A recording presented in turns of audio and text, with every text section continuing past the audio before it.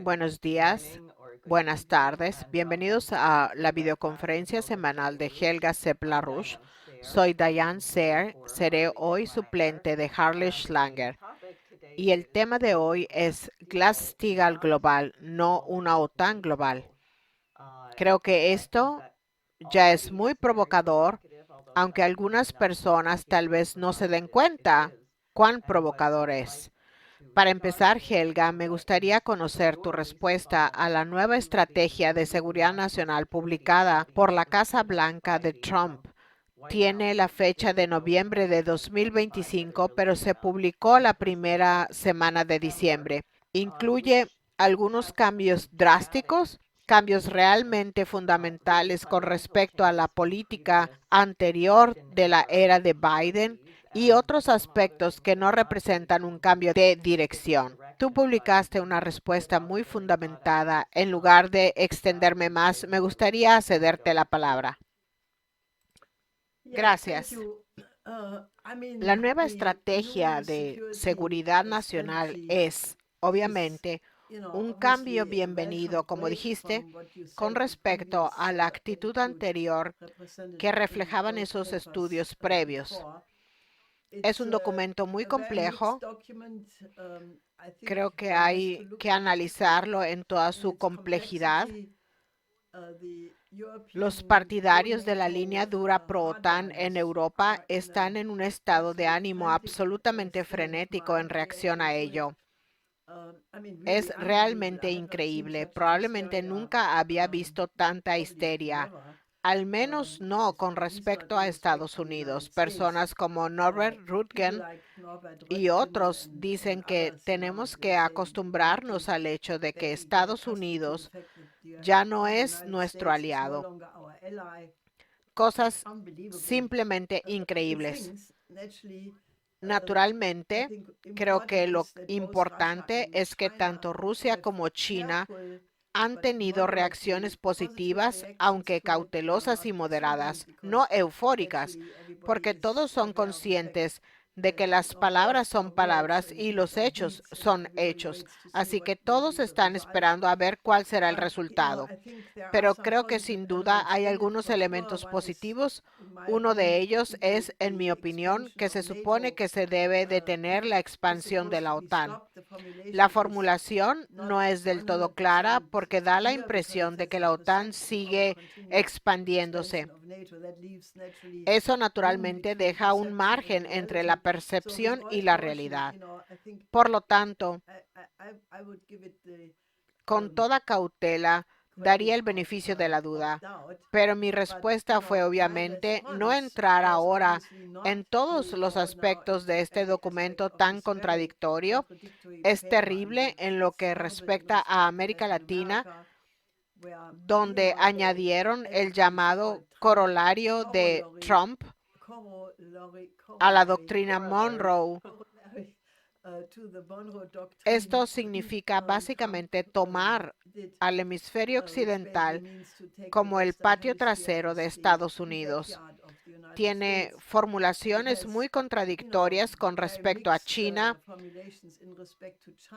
y mejoras cuidadosamente redactadas en la relación con Rusia, lo que fue bien recibido por el portavoz del Kremlin, Peskov. Pero en lugar de entrar en todas las contradicciones en sí, creo que se pueden atribuir, por un lado, a la personalidad tan contradictoria del presidente Trump, pero fundamentalmente a la situación tan contradictoria en la que se encuentra Estados Unidos. Por un lado, quiere mantener la dominación mundial, lo cual se expresa muy claramente en el documento, pero por el otro lado, ¿está Estados Unidos realmente en condiciones de mantener esa exigencia que se impuso? Pero en lugar de responder a todo esto, quiero adoptar un enfoque diferente y señalar el hecho de que, dado que el viejo orden, el orden neoliberal y especialmente el orden que surgió en el período posterior a la Guerra Fría, cuando Estados Unidos y Gran Bretaña intentaron imponer un orden mundial unipolar, lo que fracasó por completo porque estaba totalmente en contra de los intereses de los países de la mayoría global. Ahora estamos presenciando el surgimiento de un nuevo sistema como el BRICS y la OCS. Obviamente, Europa se encuentra en una espiral descendente sin precedentes. Naturalmente, persiste la situación en Oriente Medio. La crisis de Ucrania aún no se ha resuelto. Existe una nueva crisis entre Japón y China. Y luego está la amenaza de la invasión a Venezuela, que pende sobre el mundo como una espada de Damocles. Así que, a la luz de todos estos complejos problemas, adopté el enfoque de decir que, dado que ahora existe claramente un proceso de transición y que hay muchos actores que impulsan al mundo en diferentes direcciones, ¿por qué no adoptar el enfoque de catapultar toda la discusión estratégica a un nuevo ámbito, a un nuevo paradigma, en el que realmente se intente resolver todos estos conflictos, abandonando a la geopolítica y estableciendo un nuevo paradigma en el que se le dé prioridad a la humanidad? Entonces, se debe lograr la cohesión de todos los intereses nacionales con los de la humanidad en su conjunto. Quien diga que esto no es posible, obviamente no tiene fe en la naturaleza de la especie humana. Somos una sola especie y tenemos un solo futuro, porque todos estamos en el mismo barco. En la era de las armas termonucleares, las pandemias, Internet y otros factores, cualquiera que no aprenda que nuestro destino como humanidad está unido, para bien o para mal, no está pensando con claridad. Por lo tanto, aproveché la oportunidad para decir, aprovechemos este momento de extrema inseguridad, confusión, indignación y pánico para iniciar la discusión sobre una arquitectura de seguridad y desarrollo que, siguiendo la tradición de la paz de Westfalia, debe tener en cuenta los intereses de cada país del planeta. Si no se hace así, no se alcanzará la paz. Hay ejemplos en la historia que lo demuestran. Así que publiqué este documento, cuyo enlace pondremos en la descripción de esta videoconferencia, y les insto a que no solo lo lean, sino que si están de acuerdo, lo respalden con su nombre, difúndanlo lo más ampliamente posible entre sus amigos, colegas, en las redes sociales y otras instituciones similares, porque creo que debemos llevar el debate a un nivel estratégico más allá del estrecho interés propio que termina en una serie de contradicciones para las que no se encuentra solución. Pero si redefinimos todo el debate y decimos, empecemos por lo fundamental, ¿dónde quiere estar la humanidad dentro de 100 años? Si no resolvemos nuestros conflictos para entonces, no existiremos. Así que creo que esto es algo que, como mínimo, debería generar un debate sobre cómo la humanidad debe proceder para superar las numerosas contradicciones actuales. Ahora bien, hay mucho que podríamos analizar, pero uno de los temas que mencionaste en tu documento es la cuestión de lo que sucedió en 1989. Creo que sería útil que repasaras tus ideas al respecto, porque tú y tu difunto esposo, Lyndon LaRouche, de hecho, abogaron por la reunificación de Alemania en octubre de 1988. Luego, diversas fuerzas, probablemente las mismas que apoyan a la OTAN hoy en día, actuaron para encarcelarlo y silenciar su voz. Pero un año después cayó el muro de Berlín y un año después Alemania se reunificó. Claramente ese fue un momento en el que se podrían haber cambiado muchas cosas. Ya has dicho que fue una oportunidad perdida. Quizás tu aclaración al respecto también ayudaría en este sentido. Como también hemos documentado en varias entrevistas, entre otras con Jack Matlock, quien fue el embajador estadounidense en Moscú durante esos años cruciales y quien testificó que fue una oportunidad de oro que se perdió. Ya años antes del final de la Guerra Fría, la Unión Soviética ya no era considerada una amenaza. Cuando cayó el muro y la Unión Soviética se desintegró posteriormente en 1991, hubo un momento en que todo parecía posible. Ya no había enemigo, no había ningún obstáculo que impidiera la creación de una nueva arquitectura de seguridad y desarrollo. Se hablaba de una nueva arquitectura de seguridad desde Lisboa hasta Vladivostok. Gorbachev y muchos otros hablaban de una casa común europea. El secretario de Estado estadounidense, James Baker, le prometió a Gorbachev y a Shevardnadze que si aceptaban la unificación pacífica de Alemania, la OTAN no se desplazaría ni un centímetro hacia el este. Se ha hecho un gran esfuerzo para negar esto, para decir que la promesa nunca se hizo, pero es cierto. Mientras tanto, se han publicado literalmente cientos de documentos y cualquiera que quiera estudiar los hechos históricos puede acudir a las diversas bibliotecas presidenciales, al Archivo Nacional, a otras importantes bibliotecas y encontrar los documentos originales. Hay cientos de declaraciones de este tipo. No solo Baker hizo esa promesa, sino también el entonces ministro de Asuntos Exteriores alemán Dietrich Genscher y muchos otros. Esa promesa de no expandir la OTAN ni un centímetro hacia el este obviamente se rompió porque mientras Baker hacía esa promesa, los neoconservadores ya estaban planeando cómo aprovechar el hecho de que Occidente supuestamente había ganado la Guerra Fría, pero no ganaron la Guerra Fría. Recuerdo muy bien que el Papa Juan Pablo II advirtió en ese momento contra este tipo de triunfalismo por parte de Occidente, diciendo que existían estructuras de pecado tanto en Oriente como en Occidente. Las estructuras de pecado en Oriente se pagaron con el colapso de la Unión Soviética. Ese es mi comentario. Pero las estructuras de pecado, según el Papa, existían y se veían en el subdesarrollo de los países del sector en desarrollo. Dijo que si dudaban de la existencia de tales estructuras de pecado, miraran al sector en desarrollo. Quiero interrumpir un segundo porque creo que tú y tu esposo también advirtieron de que el sistema económico de Occidente iba a colapsar. Así que ante toda esta celebración eufórica por el fracaso del comunismo, ustedes dijeron, bueno, puede que sea cierto, fue un sistema fallido, pero no piensen que eso significa que el sistema liberal de libre comercio también sea un éxito.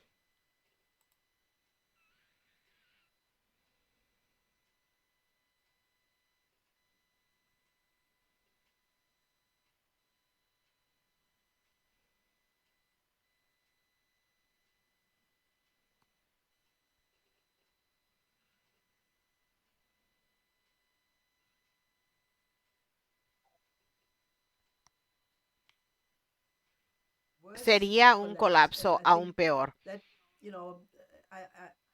No quiero restarle mérito a mi difunto esposo, quien proféticamente anticipó todo esto, pero esa declaración en particular es uno de mis mayores logros. Ahí es precisamente donde nos encontramos ahora. Estamos ante la burbuja más grande de la historia. Es con mucho mayor que la de 2008. Por eso estamos pidiendo una ley Glass-Steagall a nivel global.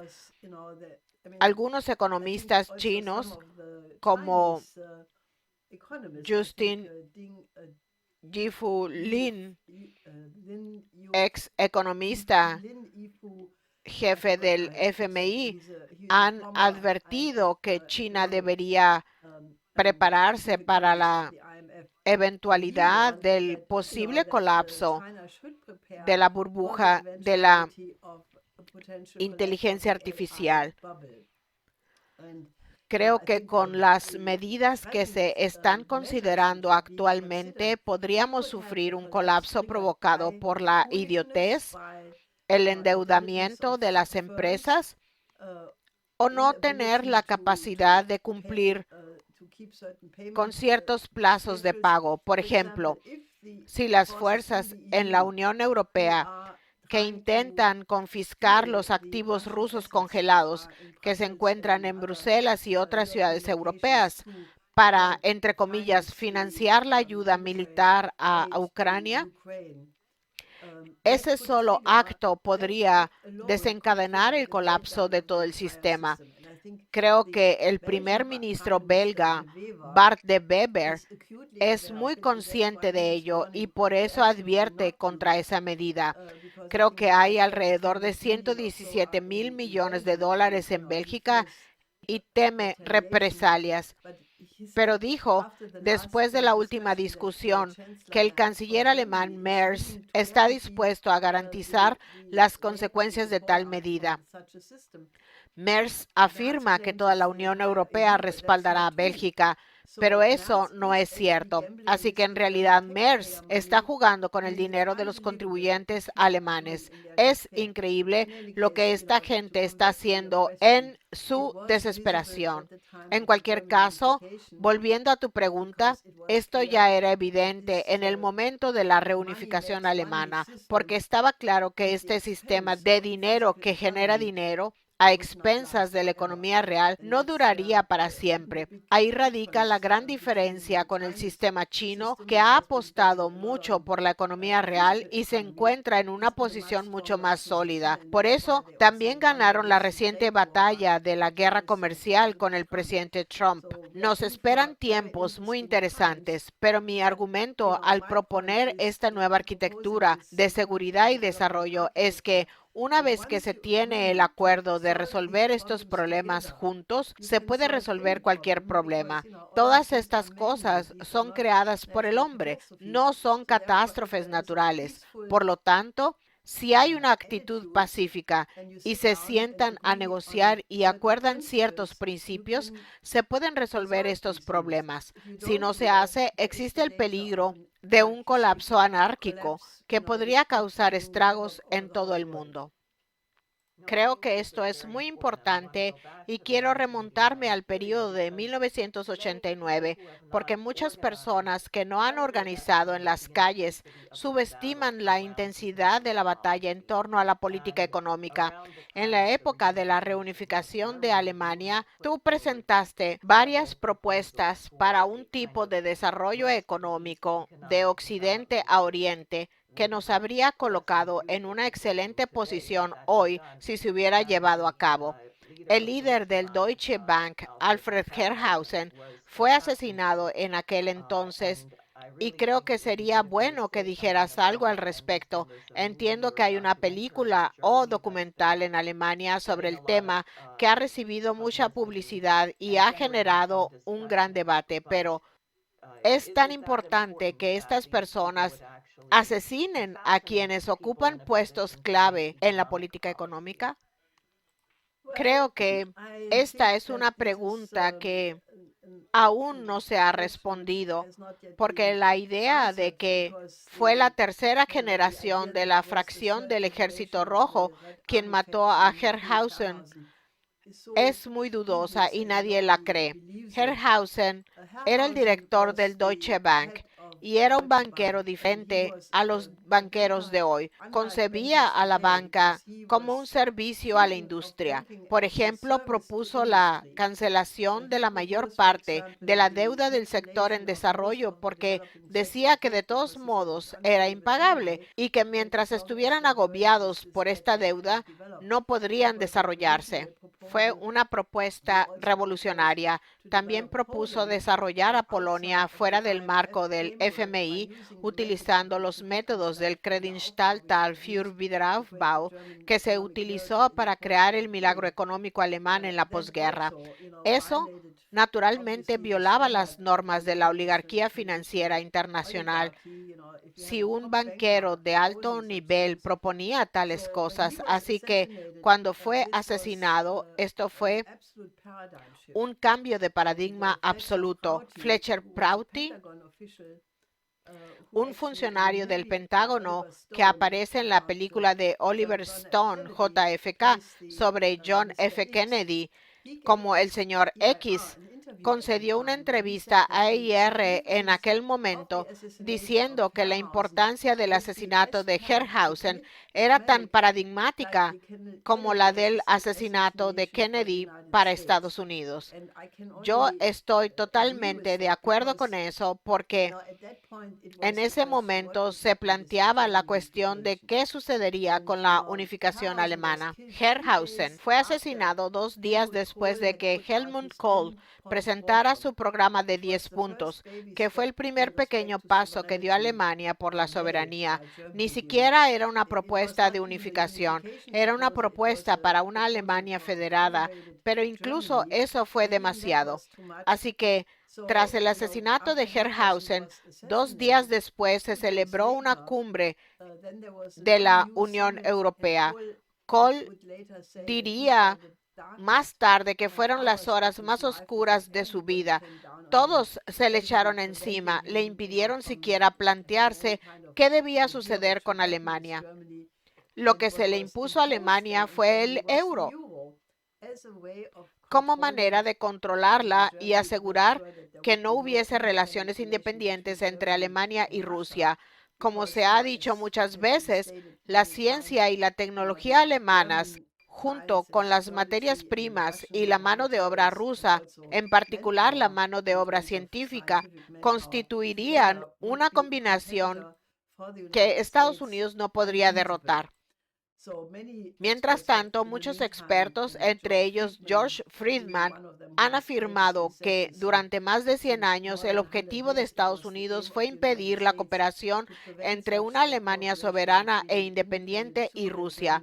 Por lo tanto, el euro se diseñó para garantizar que no se desarrollara una relación independiente de este tipo y que Alemania quedara firmemente sujeta al corsé de la austeridad de la Unión Europea, que posteriormente se impuso con el freno de la deuda. Creo que se trata de una oportunidad perdida absolutamente trágica, porque lo que habíamos propuesto era aprovechar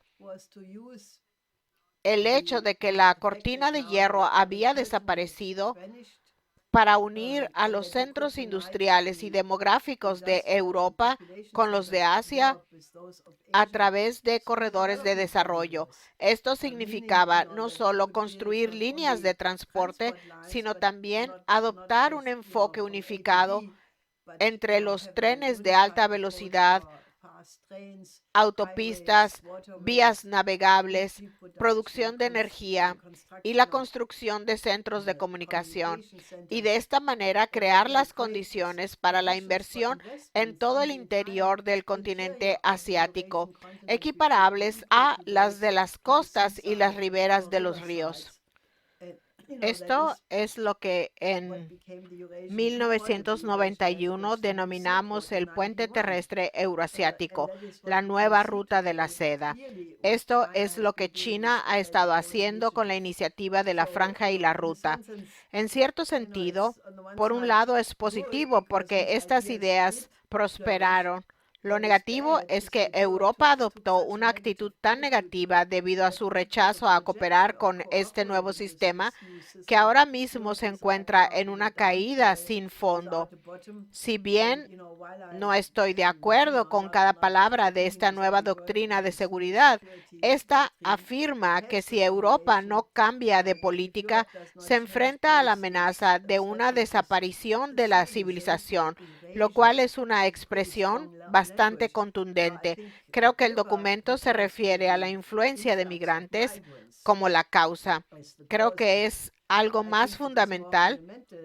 Es la política económica y cultural errónea de Europa la que amenaza con esta potencial desaparición de la civilización. Esta es una formulación que he utilizado, pero la atribuyo a causas muy diferentes a las que menciona este documento. El resultado final es el mismo. Europa tiene que cambiar de política si queremos sobrevivir a esta crisis actual. Creo que este es un tema que te ha preocupado durante mucho tiempo. Tú has descrito tu asombro ante cómo una nación como Alemania, que produjo a Beethoven, Bach, Schiller, a estos genios, pudo haber sucumbido al nacionalsocialismo. Creo que mucha gente está reflexionando sobre algunos cambios bastante terribles en sus propias naciones. Creo que tu énfasis en esta cuestión de la cultura es realmente muy importante hoy en día. Como estadounidense, diré que comparto tu dolor en cierto sentido, porque la intención de nuestra república era ser un baluarte contra el colonialismo, afirmar que todo ser humano nace con igual potencial y que el propósito del gobierno es protegerlo. Pero parece que tenemos una política que trata a algunas personas, citando al libro Rebelión en la Granja, como más iguales que otras. Así algunas personas son consideradas mejores y aceptables y otras son consideradas desechables. Realmente necesitamos un cambio. Te haré una pregunta para que puedas desarrollar este tema, porque creo que deberíamos dedicarle tiempo a esta visión positiva que tienes en tus 10 principios y a cómo crees que funcionaría. Imagino que también implica acuerdos como la paz de Westfalia para perdonar la deuda, quizás volver a un tipo de cambio fijo, etcétera, sino los principios fundamentales. La pregunta que llegó antes es, ¿existe una tendencia entre los líderes mundiales a encontrar soluciones pragmáticas para resolver un problema, lo cual es una tendencia terrible y no cambiaría las cosas para mejor? Creo que debemos tener una amplia discusión entre la gente para encontrar soluciones basadas en un principio superior que realmente cambien las cosas para mejor y ayuden a crear un mundo más perfecto. Ese fue un comentario que alguien envió. Por favor, sigue explicando cómo vamos a llegar a este nuevo paradigma que mencionas. Creo que la pregunta clave ¿es la humanidad como especie capaz de darnos un orden que permita nuestra sobrevivencia a largo plazo en el universo? Creo que el concepto clave en mis 10 principios son los 7 puntos programáticos que son bastante obvios, como la soberanía, un nuevo sistema de crédito, infraestructura, un sistema de salud y otros puntos programáticos concretos. Pero creo que los más importantes son los 3 últimos puntos que tienen una naturaleza más filosófica. A menos que se sitúe un programa económico de este tipo en el contexto de una relación con el universo en el que nos encontramos, queda como suspendido en el aire. Por eso digo que tenemos que lograr que lo político y lo económico estén en cohesión con las leyes físicas del universo. Creo que esto es perfectamente factible debido a que los seres humanos son capaces de generar ideas adecuadas sobre las leyes del universo. Esto significa que la humanidad es capaz una y otra vez de realizar nuevos descubrimientos, nuevas hipótesis que conducen a avances científicos. Si se traducen estos avances en tecnologías, se pueden usar en el proceso de producción. Cada vez que se hace, si se trata de una idea adecuada, lleva a un aumento de la productividad laboral, de la productividad de las capacidades y, en consecuencia, a un aumento del nivel de vida de la población, a un aumento de la longevidad, etcétera. El hecho de que una idea que surge de la mente humana, cuando alguien la concibe, no tenga condiciones materiales, no tenga peso ni longitud, es inmaterial. Sin embargo, si es una idea adecuada, provoca cambios profundos en el universo físico del tipo que acabo de describir. Mejora las condiciones de vida de la humanidad. Esta es la prueba de que existe una correspondencia entre la legitimidad en el microcosmos, la mente, y el macrocosmos del universo físico, la economía, etc. Este es un principio muy importante porque significa que no estamos simplemente flotando en el universo como seres accidentales desconectados de todo. Tenemos una legitimidad correspondiente a la que debemos obedecer de alguna manera. Por ejemplo, el hecho de que ahora estemos muy cerca de producir en la Tierra los procesos de fusión de plasma que normalmente tienen lugar en el Sol, ahora a través de la tecnología de fusión. Estamos muy cerca de hacerla aplicable como fuente de combustible. Esto proporcionaría energía prácticamente ilimitada para que la humanidad pueda producir energía durante decenas de miles de años. Si podemos replicar algo que ocurre en el Sol, en un reactor de fusión en la Tierra, entonces tenemos la prueba práctica de que existe tal correspondencia.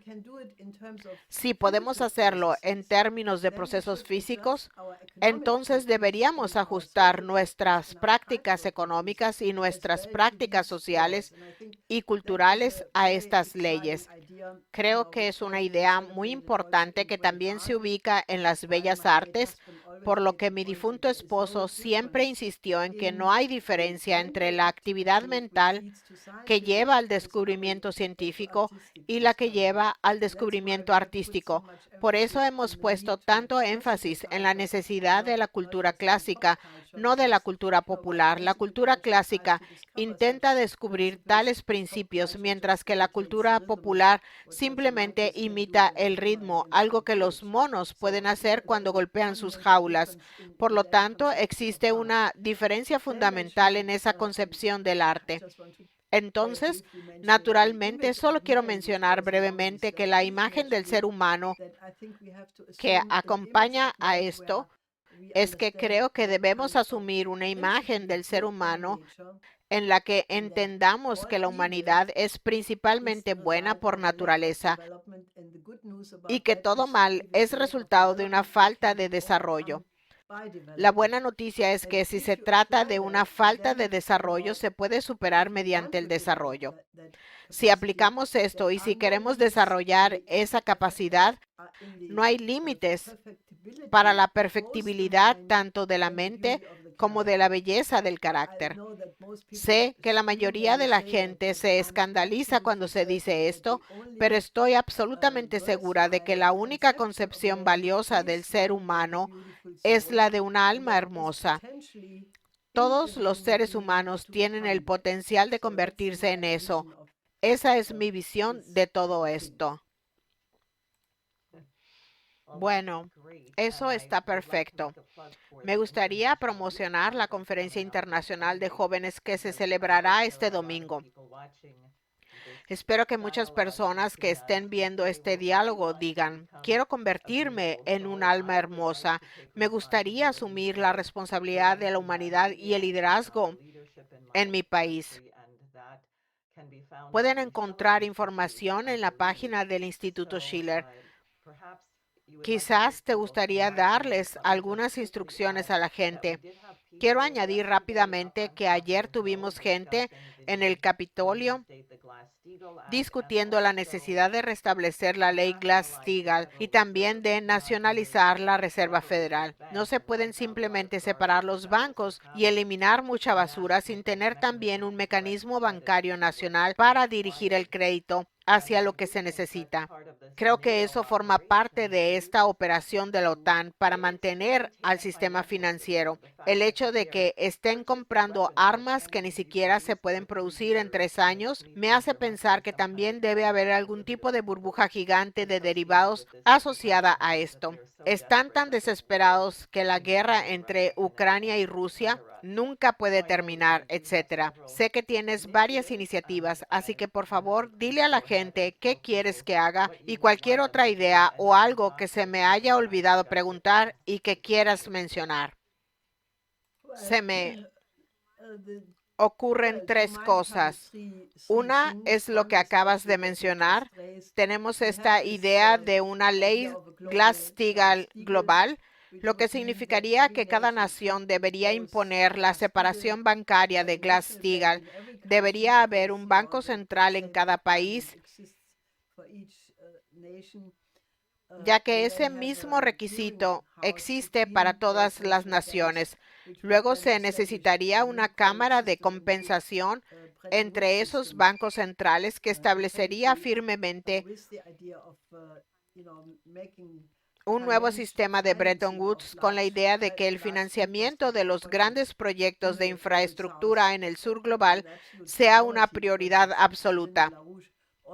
Como siempre enfatizó Lyndon LaRouche, la diferencia clave entre un nuevo sistema de Bretton Woods y el viejo sistema de Bretton Woods es que el antiguo Bretton Woods se estableció después de que Roosevelt falleciera, lamentablemente en un momento inoportuno. Después de eso, Truman y Churchill eliminaron la idea más importante de Franklin Delano Roosevelt, que era mejorar las condiciones en el sector en desarrollo. Esa no fue parte del sistema de Bretton Woods. Como resultado, aunque ayudó a las naciones industrializadas durante el tiempo que duró hasta 1971, descuidó la necesidad de mejorar el nivel de vida en el sur global. Por lo tanto, este sería un componente muy importante y si se lleva a cabo una discusión sobre una nueva arquitectura de seguridad y desarrollo, eso formaría parte del acuerdo entre las naciones occidentales y los países del BRICS para reorganizar dicho sistema. Así que tomen estos principios. Los pueden encontrar en el enlace que añadimos abajo. Diríjanse a sus representantes electos donde quiera que se encuentren, a sus congresistas, parlamentarios, diversos representantes, legisladores estatales, alcaldes, y díganles que deben estudiar la ley Glass-Steagall y las 4 leyes de Lyndon LaRouche, porque puede que pronto llegue el momento en que tengamos que implementarlas en un futuro cercano. En segundo lugar, tomen mi propuesta para una nueva arquitectura de seguridad y desarrollo y hablen con los profesores, intelectuales, centros de investigación y diversas personas para decirles que necesitamos un debate sobre cómo salir de este actual caos estratégico, avanzando hacia un paradigma completamente nuevo de relaciones internacionales basado esencialmente en la Carta de las Naciones Unidas y los 5 principios de coexistencia pacífica. Organicemos nuestro mundo de una manera en la que todos podamos vivir juntos como una sola humanidad. Esa es la segunda consigna. Y si eres joven, definitivamente debes participar en nuestra próxima conferencia juvenil este próximo domingo. Escríbenos y regístrate para formar parte de ella. Queremos tener un debate sobre el papel de la juventud.